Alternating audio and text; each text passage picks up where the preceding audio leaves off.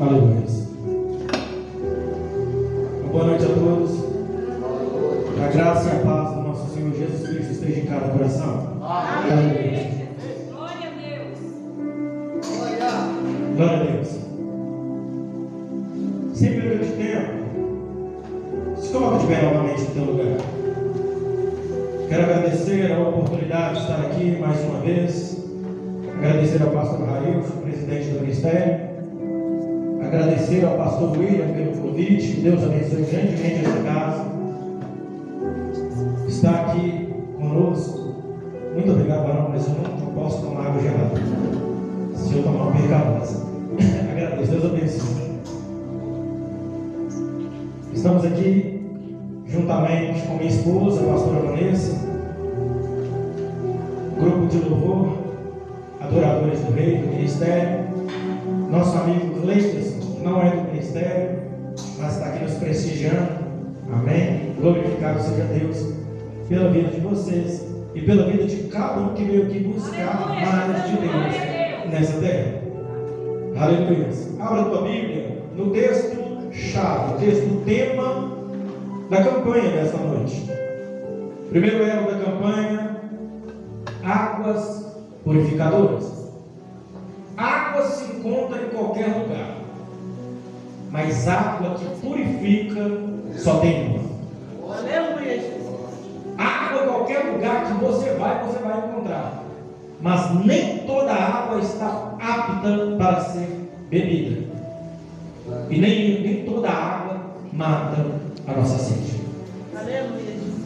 Quando se fala de controlar os consumos de água no Brasil, muita gente para e pensa: mas para que controlar o consumo de água? Olha o tanto de mar que tem nessa terra. Mas a gente não bebe água do mar, não tem condição nenhuma de beber. Se você quer conhecer a água que vai te saciar nesta noite, pegue carona comigo. Aleluia. E vamos conhecer sobre a água viva que desceu do céu. Aleluia. João capítulo 4, versículo de número 1. A campanha está no versículo de número 13 e 14. Mas nós vamos ler rapidamente versículo 1 até o 14, para não ficar uma leitura incompleta.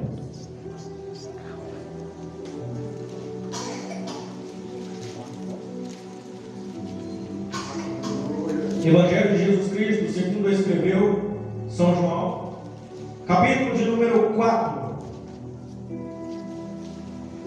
Todos encontraram? Diga amém.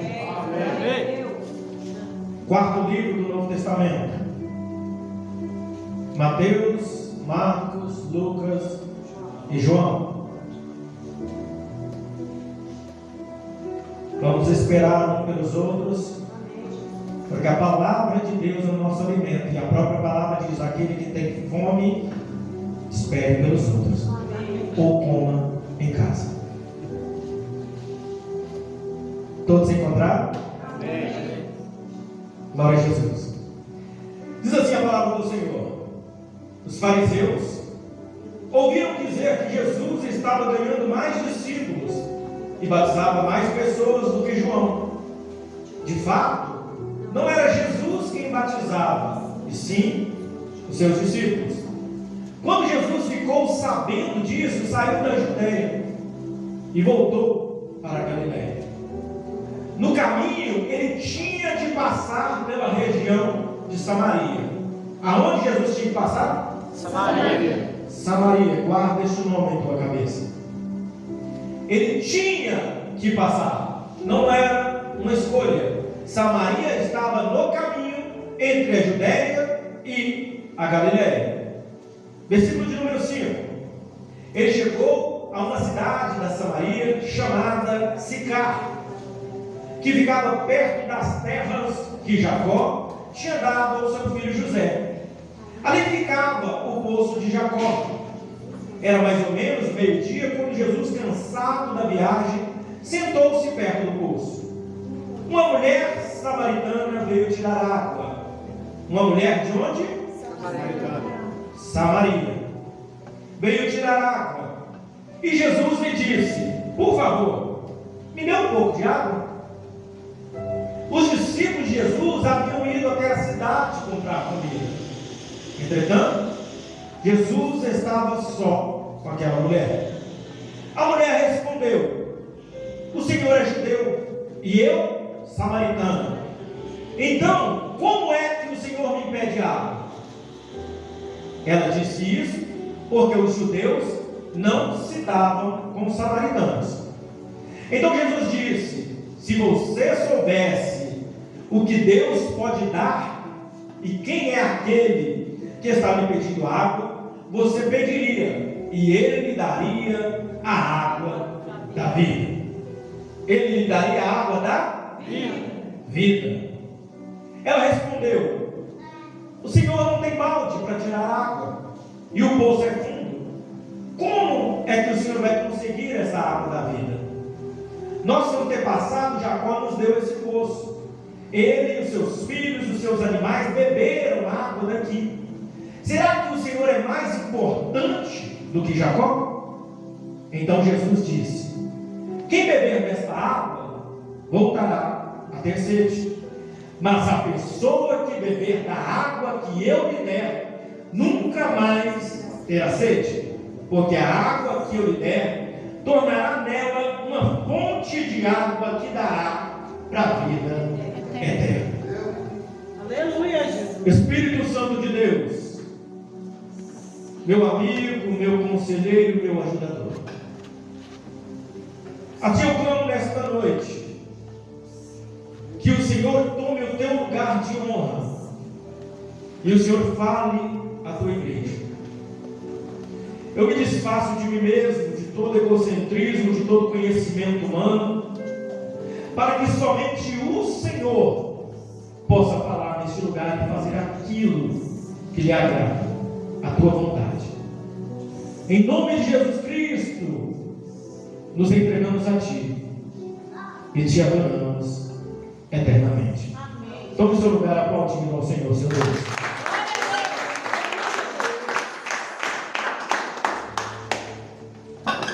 Aleluia. Essa passagem aqui descrita pelo apóstolo João, relatando este momento em que Cristo estava seguindo ali da Judéia até a Galiléia, nos traz um momento muito especial nas Escrituras, um momento diferenciado. Não que os outros momentos não sejam especiais, mas aqui neste encontro de Jesus com a mulher samaritana acontece algo único, algo singular, que muitas vezes nós, como cristãos, como crentes que declaramos ser, nos negamos a fazer em nossa caminhada. Jesus, ele encontra, primeiramente, ele manda os seus discípulos ir até a cidade para comprar comida, para que ele tenha este momento em particular com essa mulher de Samaria.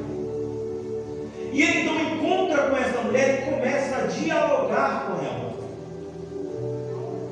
E no meio desse diálogo acontecem coisas que somente lendo o texto, sem pedir a direção do Espírito Santo, a gente não consegue perceber. Passa assim, despercebido da nossa leitura, momentos e pontos muito importantes dessa história. Para entendermos tudo isso, primeiro é necessário compreender quem é Jesus e quem é essa mulher. Jesus Cristo, acredito eu que todos aqui já ouviram falar. Tem alguém que nunca ouviu falar de Jesus? Não tem. Até porque normalmente só entra na igreja quem está buscando Jesus Cristo. Se fosse em tempos antigos, poderíamos dizer que não ouviu falar.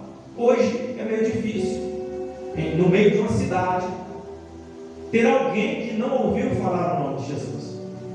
Existe sim povoados aonde o Evangelho ainda não chegou, e não é muito longe daqui.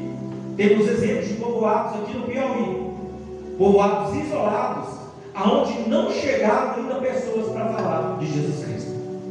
No Brasil tem muitos desses lugares. O Brasil é uma terra muito grande, extensa, um celeiro de missionários. Os campos estão brancos, mas os trabalhadores estão se negando a trabalhar. Então Jesus Cristo, quero resumir muito, porque todos nós já ouvimos falar dele. Jesus, nascido de Maria, porém não era filho de José. Gerado pelo Espírito Santo, ele também não era filho de Maria. Maria serviu apenas como uma doadora do seu ventre, para que o Filho do Deus vivo viesse à terra como homem. Jesus então nasceu. Aos 11 anos de idade, ele já estava em Jerusalém ensinando os doutores da lei. O texto, então, na Bíblia não relata mais sobre Jesus até os 30 anos de idade, quando ele se encontra com João, o Batista. E ele é batizado por João para fazer se cumprir toda a Escritura. Não porque João era maior do que Jesus, porque ele mesmo declara: eu não sou digno de desatar nem a sandália dos seus pés. Mas era necessário que se cumprisse tudo o que está escrito. Muitas vezes nós, como crentes, deixamos passar coisas em branco, coisas que Deus nos pede, nos ordena fazer. A gente deixa de fazer porque a gente acha em nosso intelecto, em nosso coração, que não é viável. Porém, mesmo na nossa infidelidade, Deus permanece sendo fiel à sua palavra. Aleluia, Jesus. Ele então, após ser batizado, inicia o seu ministério, chama os 12 discípulos e começa a exercer o seu trabalho aqui na terra. Um trabalho que durou 3 anos e meio, aproximadamente. Após este período, Jesus se entrega para ser crucificado por mim e por você. Ao terceiro dia, ele ressuscita e volta de onde ele veio, ao Pai. Porém, neste meio tempo que ele está no seu trabalho aqui na terra, ele tem este encontro com esta mulher de Samaria. Por que esse encontro parecia algo improvável? O próprio texto vai dizer que os judeus, Jesus, judeu, não se davam com os samaritanos. O que quer dizer não se davam? É uma birrinha. Não fui com a cara do pastor Raílson, eu até vou na igreja dele, mas se me cumprimentar eu respondo, mas se não me cumprimentar eu faço questão de chegar perto. É isso? Não. Os judeus e os samaritanos viviam em guerra declarada. Vamos então aprender um pouco sobre os samaritanos. A palavra vai nos dizer que Deus chama um homem de nome Abraão. Esse homem foi chamado por Deus. Ele subiu ao monte a pedido do próprio Deus, para ali no alto do monte sacrificar o seu único filho, herdeiro da promessa. Por que único filho? Ele já tinha um filho chamado Ismael, mas não era linhagem da promessa de Deus. Era um filho a qual veio de maneira precipitada. Por quê? Porque a mulher de Abraão, de nome Sara, ela decide ajudar a Deus e entregar ao seu marido a sua escrava, chamada Agar, para que através de Agar ela tivesse um filho, já que ela era estéril e não podia engravidar. E quantas vezes nós tentamos ajudar Deus no dia a dia? O Senhor Deus vira e fala: eu vou fazer isso em tua vida, eu vou fazer isso acontecer. Basta que você creia, que você confie e que você espere em mim. A gente espera um dia, espera um mês, espera um ano, e começa a perceber que no nosso tempo a promessa está demorando demais para se cumprir.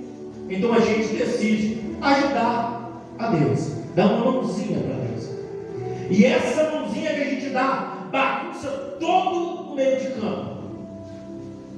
Ismael nasceu de Agar, mas Isaac nasceu de Sara, a esposa de Abraão, herdeiro da promessa. Por causa dessa pressa de Sara, criou-se ali uma guerra entre os descendentes de Ismael e os descendentes de Isaac. Dessa guerra é que veio judeus e samaritanos? Não. É só mesmo para deixar uma pulguinha atrás da orelha, uma curiosidade para você chegar em casa e você destroçar a Bíblia e querer entender mais sobre a história. Ali já tinha uma guerra declarada, guerra que dura até os dias de hoje. Israel, herdeiros da promessa, filhos e descendentes de Isaac, vivem em guerra com a Palestina, herdeiros de Ismael, descendentes de Ismael. Porém, a guerra entre judeus, israelitas e samaritanos não partiu dessa desavença. A guerra entre judeus e samaritanos partiu dentro da própria terra de Israel. Abraão gerou Isaac, Isaac gerou Jacó, que deu continuidade à promessa de Deus. Jacó, então, em um certo momento, ele cava um poço no deserto. Poço este que a mulher samaritana relata que esse poço foi deixado por nosso pai Jacó. Acaso seria o Senhor maior do que Jacó? O tempo se passa. Vem Davi, rei sobre Israel, homem de guerra, de batalha. Ele desejava no íntimo do seu coração construir uma casa para Deus. Porém, as suas mãos estavam sujas de sangue. Deus não aceitou Davi construir um templo.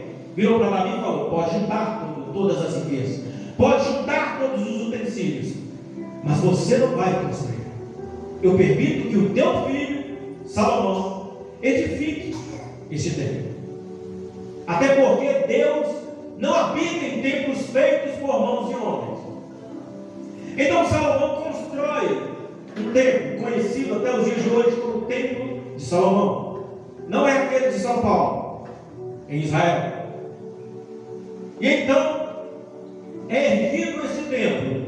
E a partir do momento que este templo é erguido, inicia-se então algo muito triste entre os irmãos. Eu sou o pastor, você é membro. Então a partir de hoje você vai ter que seguir à risca toda a minha cartilha, e qualquer coisa que você sair fora, você está excluído. Iniciou-se então ali um tempo aonde entre os sacerdotes, os sumos sacerdotes, começou a se levantar homens de coração sujo. E estes homens começaram a estabelecer leis que não tinham nada a ver com a vontade de Deus. Do outro lado, iniciou-se membros rebeldes, que não acatavam nada que os seus senhores lhe ordenaram, lhes ensinaram. Não cabe ao homem julgar se o que o pastor está ensinando é certo ou errado. Cabe ao homem buscar na face de Deus qual que é a verdadeira palavra, para que Deus venha e corrija, se acaso o pastor estiver ensinando errado. Mas levantou então na nação de Israel homens rebeldes. Estes homens, além de não seguir o que era ensinado, começaram a adorar outros deuses além do único Deus verdadeiro.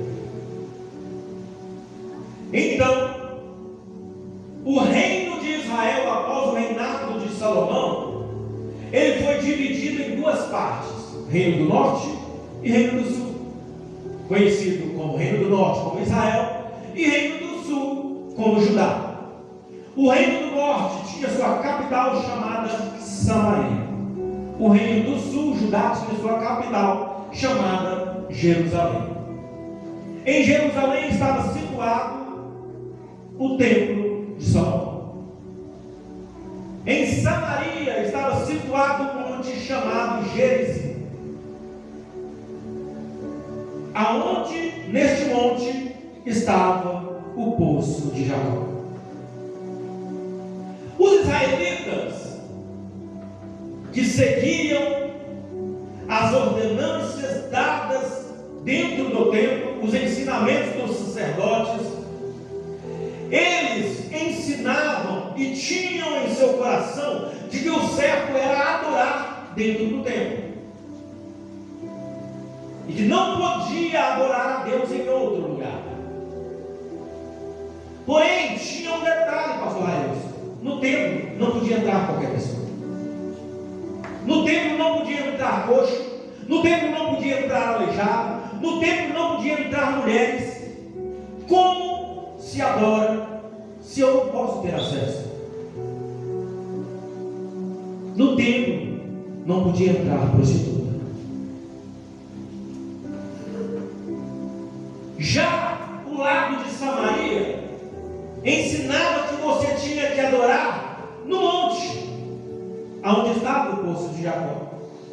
Monte este onde todos tinham acesso, onde qualquer pessoa que chegasse podia dobrar o seu joelho no chão e orar a Deus. E se tivesse fé o suficiente, Deus atendia a oração. E daí surgiu então esse atrito. O atrito que foi se intensificando cada vez mais, por três motivos. O primeiro era chamado de motivo étnico. Os judeus não se davam com os samaritanos por causa da mistura de outros povos. Os samaritanos, eles se contaminavam ao olhar dos israelitas com os povos de outras nações, porque desde a antiguidade só poderia se tomar como esposa uma mulher dentro da tua própria casa, da tua própria família. Casa e família que a gente fala não é irmão e irmã, não é pai e filho, não, é nação. Só podia se tomar uma esposa, um israelita, dentro dos descendentes de Israel.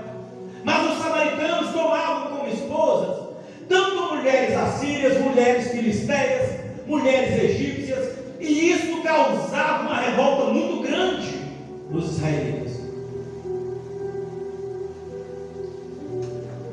Apesar dos judeus e samaritanos serem irmãos de sangue, porque todos eram descendentes de Jacó, os samaritanos se misturavam com outros povos.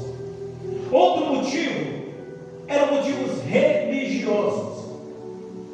Os judeus não se davam com os samaritanos por causa das diferenças substanciais nos aspectos religiosos. Após a queda de Samaria, porque Samaria caiu quando a nação foi invadida pelos assírios, Samaria perdeu a guerra e foi tomada, foi levada cativa para a Síria.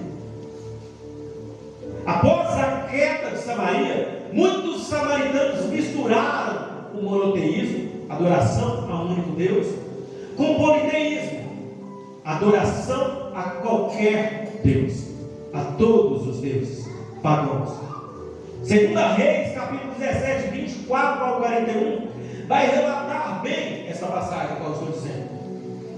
Com o tempo, os samaritanos eles edificaram um próprio templo para eles e consagraram neste templo seus próprios sacerdotes, e sumos sacerdotes. Edificaram o templo lá no Monte Gerizim. Eles também passaram a considerar a adoração no templo de Salomão, no templo em Jerusalém, como algo inadequado.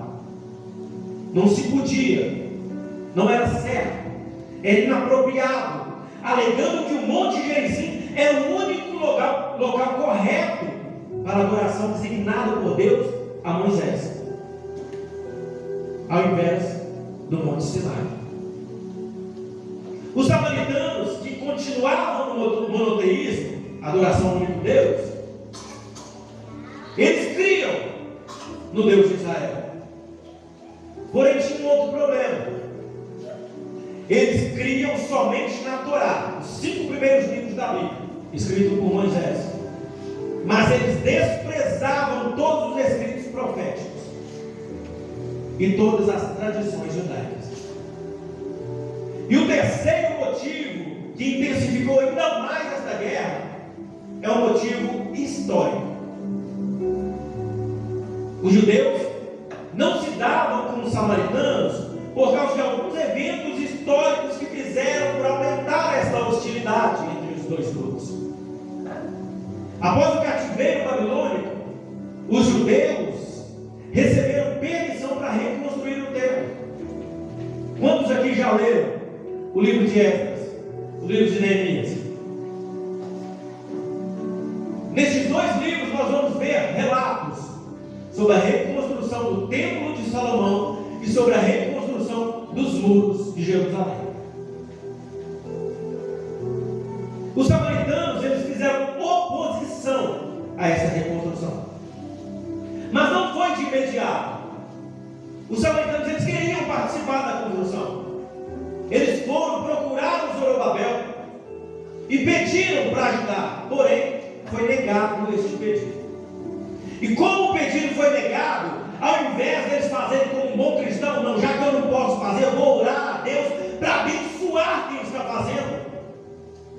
Porque muitas das vezes nós fazemos assim: pastor, eu quero participar do grupo de louvor.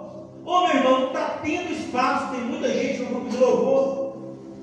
Eu estou precisando de gente ali para fazer evangelismo. Ah, não, evangelismo não gosto não, pastor. Tomara que os líderes de louvor, o pessoal do louvor, tudo, cante tudo desafinado. Se aprendesse, tinha que ter trocado areia. Tomara que na hora que eles abrirem a boca, não sai lá, o som tem problema, e o povo começa a rir, começa a conversar, e ninguém presta atenção, para ele ficar sem graça e ir embora e deixar a vaga para mim. É isso que os crentes, que se dizem crentes, fazem. E foi isso que os samaritanos fizeram. Ao invés de se dizer, já se diziam crentes, que viviam da maneira correta, ao invés de prostrarem o joelho lá no Monte Gerizim e falar: Deus, abençoa, para que tudo ocorra certo, porque o importante é que eles estão adorando ao Senhor. Não, eles fizeram oposição. Esdras capítulo 4, versículo 2 ao 5 vai relatar isso. E então, quando Neemias começou a reconstruir os muros de Jerusalém, um dos seus maiores opositores foi quem? Alguém lembra o nome? Quem? Não estou ouvindo. Quem foi os 2 opositores de Neemias na construção dos muros de Jerusalém? Ninguém conhece a história? Sambalat e Tobias. Alguém sabe dizer quem era Sambalat? Sambalat era o governador de Samaria, um samaritano. Sambalat, então, relatado lá em Neemias capítulo 2, versículo 10 e 19, e capítulo 4, versículo 1, e capítulo 6, versículo 1, ele então trava uma guerra com Neemias. Ele tenta de todas as formas paralisar a obra. Ele consegue até atrasar a obra. A rivalidade então aumenta ainda mais quando o neto do sumo sacerdote de Israel se decide casar com a filha de Sambalate. No momento em que o neto do sumo sacerdote toma a filha de Sambalate para si, aquilo ali foi o fim para Neemias. Neemias então expulsa ele de Israel. E aumenta ainda mais a rivalidade entre esses dois povos, filhos de um mesmo pai, Israel, Jacó. O relato desse texto que eu estou falando está em Neemias capítulo 13, versículo 28 ao 30. Agora vamos então à mulher samaritana. Essa mulher então, vivendo debaixo de toda esta guerra, no meio de toda esta opressão entre esses dois povos, ela chega ao meio-dia. Por que ela vai ao meio-dia buscar água? Porque ela não queria ser encontrada por ninguém. A rivalidade entre esses dois povos era tão grande que, segundo Flávio José, quando os israelitas se encontravam com os samaritanos, tinha um grupo de extremistas entre eles que matavam uns aos outros. Imagina então a mulher sozinha indo para o poço, num horário de movimento, chega lá e encontrasse uma dúzia de israelitas, de judeus. O que não aconteceria? Ela então vai ao meio-dia, no calor do deserto, buscar água. E ela indo tranquilamente, pensando que não encontraria ninguém, quando ela chega diante do poço, já tem um judeu sentado lá. E ela chega, eu imagino, a Bíblia não fala isso, e ela chega já olhando, morrendo de medo, e cuidando da sua água, mas não tirar o olho do judeu. Vai que esse homem ataca por trás, e está mexendo aqui de olho no judeu. Só que esse judeu, de uma hora para outra, se vira para a mulher e fala: me dê água, me dê um pouco de água. Agora imagina uma mulher que já havia sofrido frustrações em 5 relacionamentos, uma mulher que vinha de uma vida onde ela não tinha nenhuma esperança, porque ela se encontrava em prostituição. Ela era condenada por todos os israelitas, tanto judeus quanto samaritanos. Para ela, no pensamento dela, só havia condenação. E de uma hora para outra, um judeu inimigo vira para ela e pede água. Imagina o teu inimigo chegando perto de você: me dá um pouco de água. Ou talvez você está andando na rua, com a barriga até roncando de fome, aí você passa no mercadinho, pega o seu último 1,50, compra um biscoitinho recheado. Aí seu inimigo passa do seu lado e fala: nossa, me dá um pouco desse biscoito. E a barriga doendo. Eu vou gastar o meu biscoito com ele? Eu vou dar de beber para ele? Ele que morra. Ele não tentou me matar? Ele não matou os meus amigos, os meus familiares? Os dele não estão em guerra comigo? Por que ele quer minha ajuda? Essa mulher então vira para Jesus, sem saber quem era Jesus. A única coisa que ela sabia é que era judeu. Ela vira para Jesus e fala, imagino eu, o tom de voz, porque a Bíblia, o texto não, você não consegue sentir tom. Imagine eu o tom de voz dela. Uai, você tem vergonha na sua cara, não? Eu sou mulher. Homem não pode conversar com mulher se não for parente. E além de eu ser mulher, eu sou samaritana. E você é judeu. Tome tempo, rapaz. Vai procurar os teus. Como pode tu, judeu, me impedir a mim, mulher? E tem uma vírgula. Ela separa mulher de samaritana. Mulher samaritana, água para beber. Jesus então vira para aquela mulher, que já estava com toda a sua defesa armada, esperando ser atacada por aquele homem. Jesus vira para ela e fala o seguinte: se tu soubesse o que Deus tem para te entregar, Glória a Deus, aleluia. e se você soubesse quem está aqui diante de você te pedindo água, Aleluia, meu Deus. seria você que estaria me pedindo, e eu lhe daria água viva. Glória a Deus. Está entendendo o mistério, não, irmão? Jesus está falando com você nesta noite. Eu estou diante de você te pedindo um pouco do teu louvor. Glória a Deus, aleluia. Se você soubesse quem está pedindo o teu louvor, a tua adoração, você clamaria a mim mais. Glória a Deus. Glória a Deus, aleluia. Meu Deus. Você me pediria para te encher, e eu faria você transbordar em um rio que te conduzirá à vida eterna. Oh, aleluia, Deus. Meu Deus. Só que essas palavras não foram suficientes para tocar o coração daquela mulher. Ela volta novamente a Jesus. Tu é muito ousado, né, não? Como você fala que você vai me dar água se você está acabando de me pedir água? Você não tem água? Você não tem nem balde para pegar água? Onde você vai tirar essa água? Esse poço aqui, ó, foi dado pelo meu pai Jacó. Você é judeu. Você defende a adoração lá no templo. Vai caçar água no templo.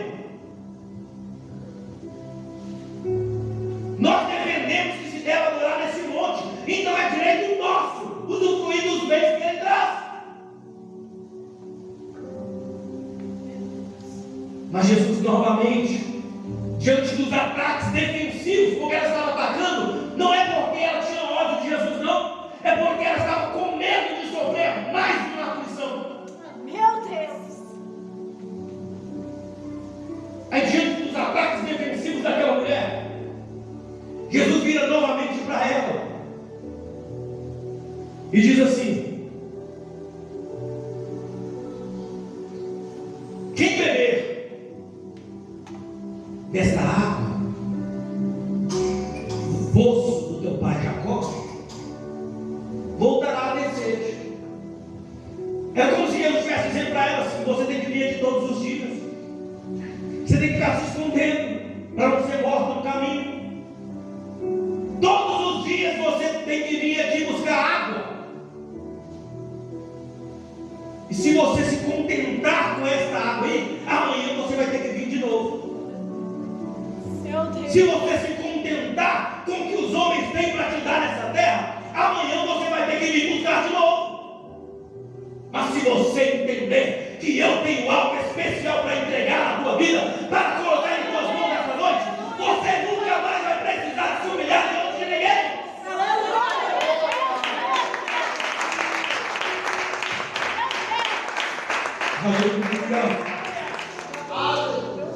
Oh, aleluia, Jesus. E Jesus continua dizendo: mas quem beber da água que eu lhe der, nunca mais terá sede. Porque a água que eu lhe der tornará nela uma fonte de águas que dará para a vida eterna. Aleluia, meu Deus. Sabe o que essa mulher não sabia? De um texto que está lá em Isaías 44, versículo 1 ao 5.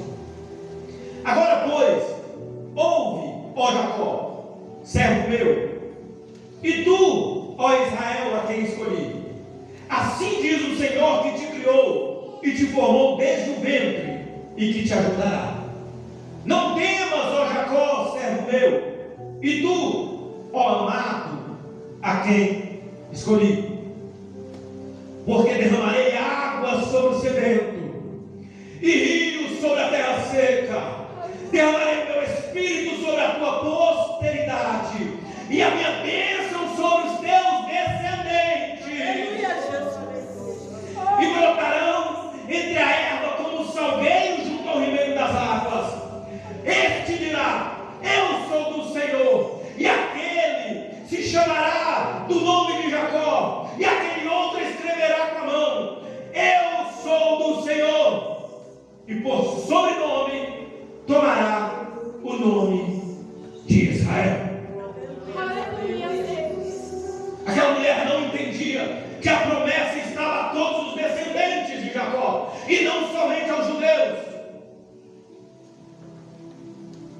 E ele era diante daquele que tinha o melhor para entregar para ela. Ela continua ainda sem entender. Ela ainda continua sem compreender. Mas ela vira e fica curiosa. Uai, se ele tem uma água que eu não vou ter mais sede, eu não vou precisar voltar aqui. Só isso para mim já vale a pena. Não interessa nem saber quem é ele. Pode ser judeu, pode ser samaritano, pode ser até filisteu. Matando a minha sede, eu me importo. Ela vira para Jesus e fala assim: então me dê dessa água, só para não precisar de eu voltar aqui no poço. Jesus então vira para aquela mulher e fala assim: com certeza, estou parafraseando, com certeza eu te darei. Mas para a promessa chegar na tua mão, primeiro tem uma exigência. Tem algo que você tem que fazer.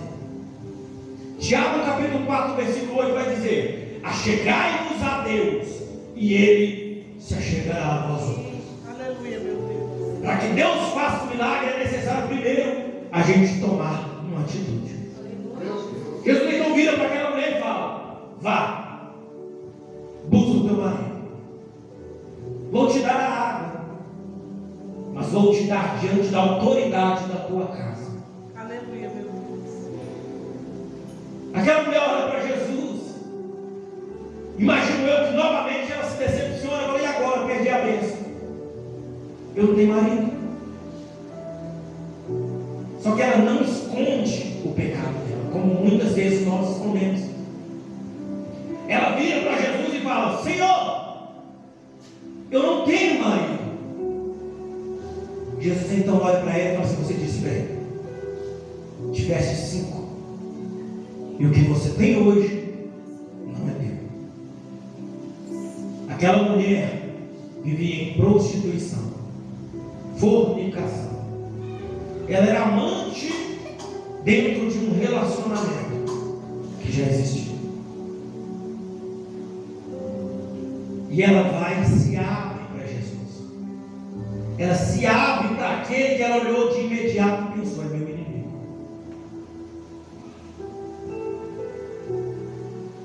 Só que o inimigo não conhece o teu interior.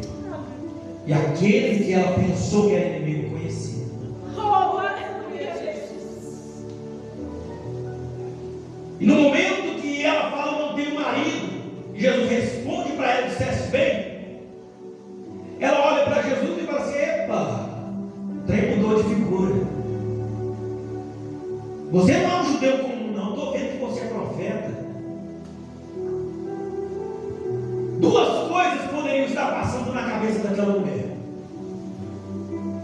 Ou esse profeta vai me condenar, vai me julgar, já que Deus revelou para ele toda a minha vida, ou alguma coisa vai sair dali. Eu quero ver até onde isso vai chegar.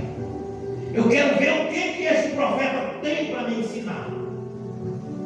E então ela começa a relatar a história. Senhor, esse poço foi entregue pelos nossos pais, pelo meu pai Jacó. Os samaritanos, nós aprendemos que devemos adorar aqui, no Monte Gerizim, aonde está o poço. Porém, vocês judeus ensinam que temos que adorar no templo.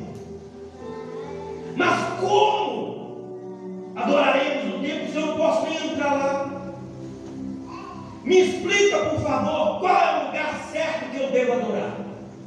Meu Deus. Aquela mulher, primeiro ela mostrou para Jesus: eu tenho sede, eu preciso de água. Aleluia, meu Deus. Depois ela mostrou para Jesus: eu tenho medo, eu não quero voltar aqui.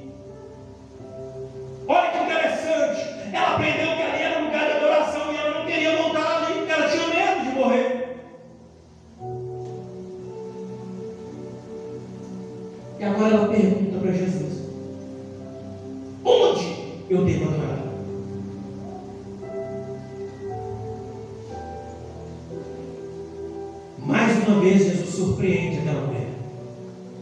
Porque qualquer judeu viraria para ela e falaria: você está errado. Não é aqui que se deve adorar. Você tem que ir para o templo.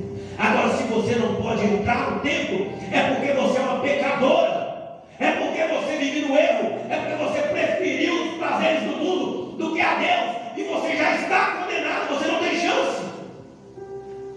De que te adianta saber se é no templo, ou se é no meio do campo, ou se é no monte, ou se é diante do poço, ou se é na rua direita, ou aonde quer que seja, se você não pode mais adorar? Você foi destituída porque você é uma pecadora. Mas Jesus não era qualquer judeu. Jesus, então, ele olha para aquela mulher e vira para ela e fala assim: de nada isso adianta. Chegará o tempo, e esse tempo é agora, onde importa que os verdadeiros adoradores adorem ao Pai em espírito e em verdade. Glória a Deus, aleluia. Aleluia, Senhor. O tempo é agora, que não importa se é no templo ou se é no monte, não importa se é na comunidade de geração eleita ou se é na ministrando asas, não importa se é na quadrangular ou se é na universal, não importa se é na Deus Amor ou na Assembleia de Deus, não importa a placa, importa que seja adorador, que adore em espírito e em verdade.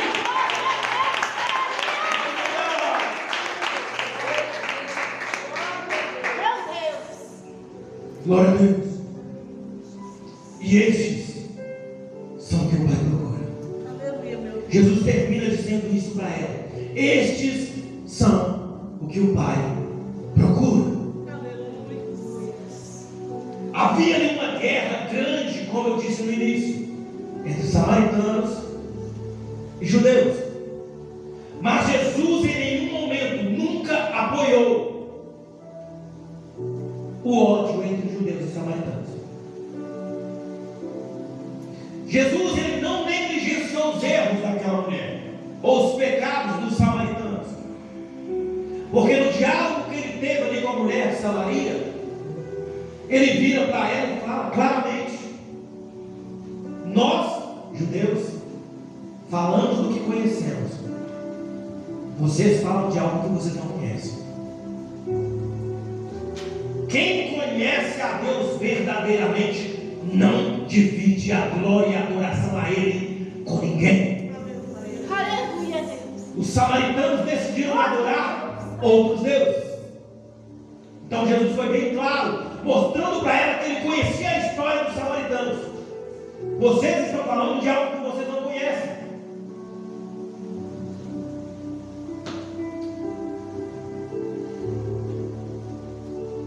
Mas ele continua dizendo: mas não é esses. Não interessa se vocês conhecem ou não conhecem. O importante é que eu estou aqui. Aleluia. E eu vim para mudar a tua vida. Eu vim para quebrar paradigmas, para mudar tudo o que vocês aprenderam, para ensinar que o amor vence o ódio. Prova de que Jesus nunca apoiou o ódio. Quando Jesus está ensinando os discípulos como se deve amar, ele, sendo judeu, ele não pega um judeu como exemplo, ele pega um samaritano. E ele vira para os discípulos e fala: estava um homem na beira da morte na estrada. Passou um judeu, sacerdote, fingiu que não viu, atravessou para o outro lado e foi embora. Passou um descendente de Levi, um levita, também fingiu que não viu, judeu, foi embora. Mas passou um samaritano, e quando ele viu o judeu ali ferido, ele se condoeu. Ele curou as feridas, tratou as feridas dele, levou para uma hospedaria, um hotel, pagou ali o tempo necessário para aquele homem se curar. E ele ainda falou com o dono da hospedaria: qualquer coisa que ele ficar devendo, cobre na minha conta. Meu Deus. Lucas 10, versículo 30 ao 37. Ele também repreendeu Tiago e João, em Lucas 9, 52 ao 56. Porque Tiago e João, judeus, que andavam lado a lado com Jesus, quando passou próximo a um vilarejo samaritano, desejou que chovesse fogo do céu e que matasse todos. E ele, após ressuscitar, ele começou a ensinar para a sua igreja. Começaria o ministério no livro de Atos, com a primeira pregação de Pedro depois do dia de Pentecostes. E no ensinamento que ele dá para a sua igreja, ele vai falar o quê? Ide por todo mundo, pregar o evangelho a toda criatura, começando em Jerusalém, depois Judeia, e não excluam Samaria, só depois partam para os confins da terra. E prova de que a igreja ouviu Jesus e obedeceu o que ele estava ensinando está no capítulo 8 do livro de Atos, aonde a história bíblica vai confirmar que muitos samaritanos confessaram a fé em Jesus Cristo. Muitos samaritanos entenderam que Jesus era o Messias. Aquela mulher, após ouvir, para encerrar, após ouvir as palavras do Mestre, ela vira para ele e fala assim: Senhor, mas o Senhor está me dizendo que chegará esse tempo em que as pessoas adorarão ao Pai em espírito e em verdade, que Deus está procurando essas pessoas. Eu não entendi o que o Senhor está dizendo, não, mas eu sei que chegará o tempo que o Messias virá, e o Messias vai esclarecer tudo isso, ele vai fazer entender isso. Até então aquela mulher conhecia o profeta Jesus. Naquele momento que ela fala isso, Jesus vira para ela. Interessante que Jesus não havia se revelado a ninguém. E ela vira para a mulher de Samaria, a mulher que fazia parte da terra chamada de inimiga dos judeus. E ele vira para ela e fala: esse Messias que você está falando, eu sou ele. Aquela mulher olha para Jesus, e não mais ela sente medo, não mais ela sente temor de ser atacada, não mais ela sente-se na defensiva. Ela começa a ser transformada pela água que flui dele. E aquela água que ele prometeu entregar a ela começou a fluir no interior dela, e começou a realmente virar rios que partiam para a vida eterna. E aquela mulher olhou e falou assim: eu não preciso mais dessa água, eu não preciso mais dessa água, eu não preciso mais. E ela larga ali o cântaro dela e sai correndo gritando: eu encontrei o Messias, eu encontrei o Messias, eu encontrei o Messias. Ele está aqui, ele está aqui.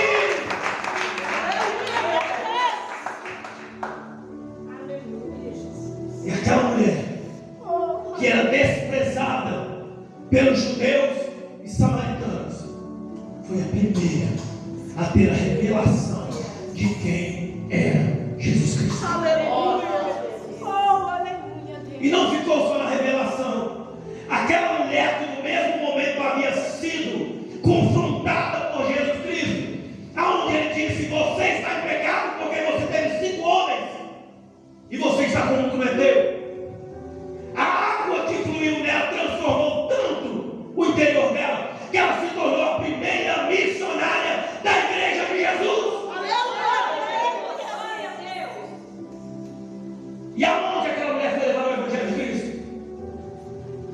Aonde? Samaria. Aonde judeu nenhum tinha acesso, aonde judeu nenhum podia entrar, sem correr o risco de ser morto. Aquela mulher começou a transformar vidas em Samaria.